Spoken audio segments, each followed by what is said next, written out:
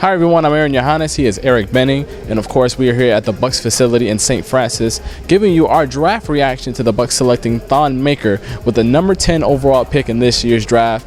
It shook up the draft. It was a bit of a surprise for everybody, especially anybody that looked at NBA mock drafts. First of all, I think we can both agree that this was a shock, and overall this was a pick that many people didn't expect him to make.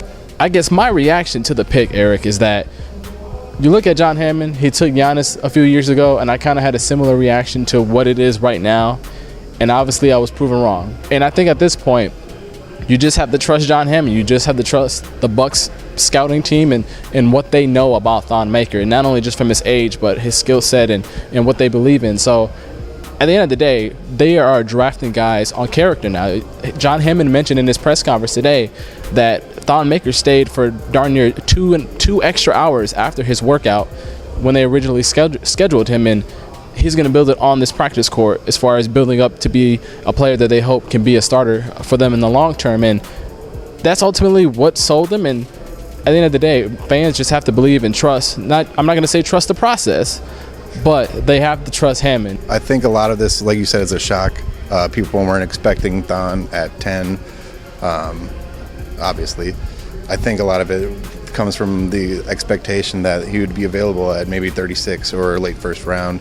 But it's the same kind of thing for Yohannes. I know he was rising on the draft boards a couple years ago, but people weren't expecting him to go in the first round. So a lot of the confusion and shock is just kind of not being prepared for anything like that. We didn't hear Thon at 10 until an hour before the draft.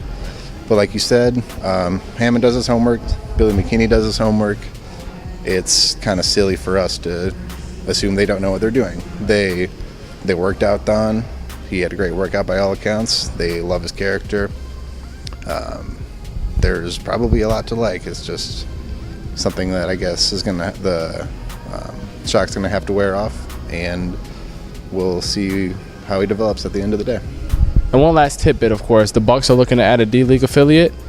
Hammond wasn't shy to mention that could be possible for Thon Maker.